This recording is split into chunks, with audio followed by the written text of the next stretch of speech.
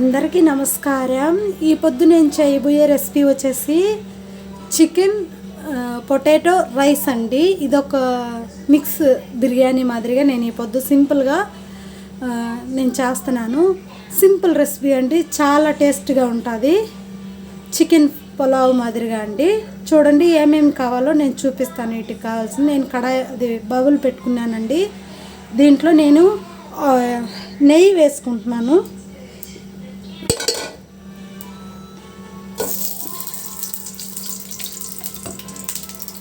నెయ్యి వేసుకుంటున్నానండి. అలానే కొంచెం ఆయిల్ కూడా వేస్తానండి.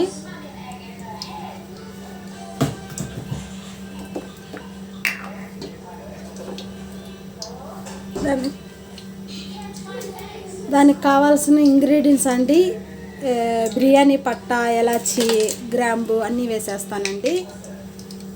ఇప్పుడు చూడండి, నేను ఒక ప్లేట్లో ఆనియన్స్ సన్నగా తరిగి పెట్టుకున్నానండి. అలానే కూరలో కరివేపాకు తీసుకున్నానండి. కొత్తిమీర కొంచెం కడిగి పెట్టుకున్నానండి, కట్ చేసి పెట్టుకుంటాను. ఇప్పుడు చూడండి, నేను పొటాటో 2 తీసుకున్నాను. ఆలు ఈ కట్ చేసుకుంటానండి.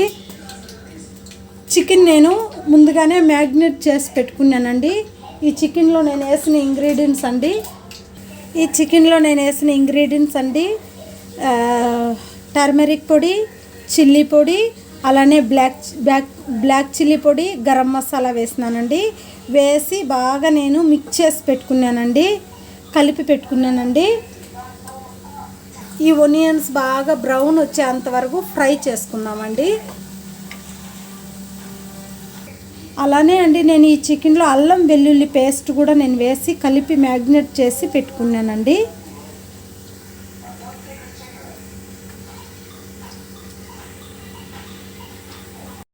ఇలా మనం ముందుగా తీసుకున్న ఈ ఆనియన్స్ అన్నీ ఫ్రై చేసుకుంటున్నానండి. ఇప్పుడు ఇలా బాగా బ్రౌన్ వచ్చేంత వరకు ఫ్రై అవ్వాలండి. నేను కట్ చేసి పెట్టుకున్నానండి ఆలు, అదే పొటాటో అండి. ఇలా కట్ చేసి పెట్టుకున్నాను. ఈ మనకు రైస్లో కుక్ అయినాయంటే రైస్లో, చికెన్లో చాలా టేస్ట్ ఉంటాయండి. దీనికి కావాల్సిన పెరుగు అండి. పెరుగు కొంచెం కావాలి, ఎందుకంటే రైస్ సాఫ్ట్గా ఉంటుంది, హార్డ్గా లేకుండా. టేస్ట్ కూడా బాగుంటుందండి. ఇప్పుడు చూడండి, ఇలా ఫ్రై అయ్యేటప్పుడు నేను కట్ చేసి పెట్టుకున్నానండి టమోటోస్ 2, అవి వేసుకుంటాను.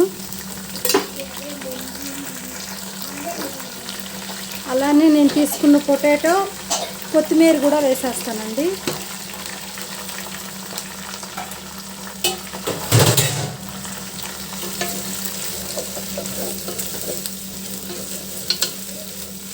ఇప్పుడు మనం కావాల్సిన ఉప్పు, సరిపడా ఉప్పు వేసుకుందామండి, సాల్ట్.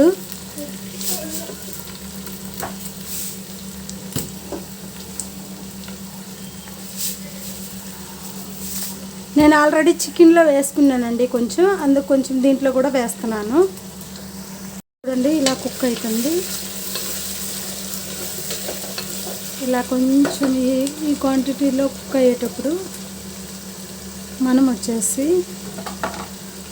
ముందుగా మ్యాగ్నేట్ చేసి పెట్టుకున్న చికెన్ అంతా వేద్దామండి.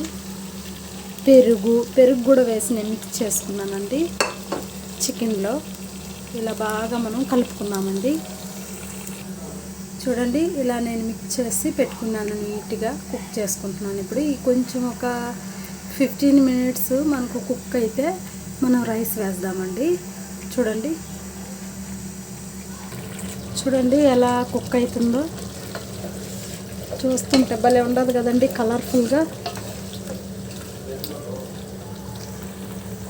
చూడండి, ఇలా కుక్ అవుతుంది. చూడండి, ఉప్పు కరెక్ట్గా, సాల్ట్ అన్నీ కరెక్ట్గా సరిపోయినాయండి.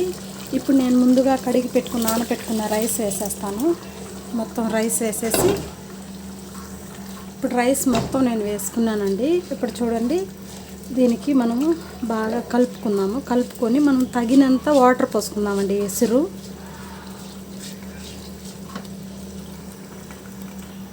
చూడండి, నేను కోయట్ ఇంట్లో నాకు ఎసురు కొంచెం కన్ఫ్యూజ్గా ఉంటే నేను ఇలా చెక్ చేసుకుంటాను.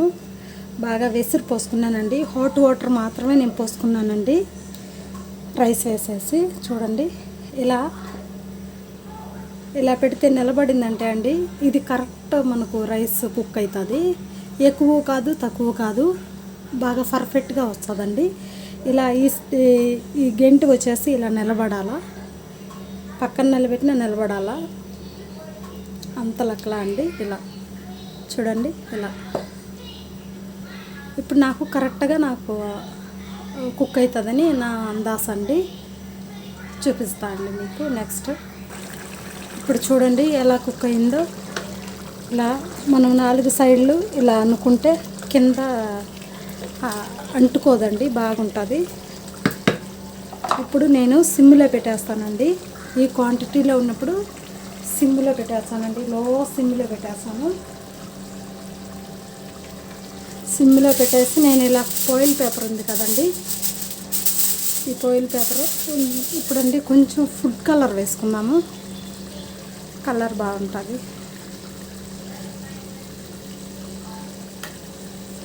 ఇప్పుడు మనము ఫాయిల్ పేపర్ పెట్టి మూత పెట్టుకుందామండి, సిమ్లో పెట్టుకుందాము.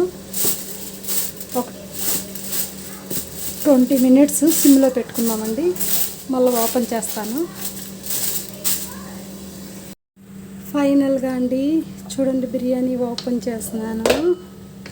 చాలా చక్కగా రెడీ అయిపోయిందండి, సూపర్గా రెడీ అయిందండి. పొటాటో అన్నీ చాలా బాగా కుక్ అయినాయండి. చూడండి లెగ్ పీసు.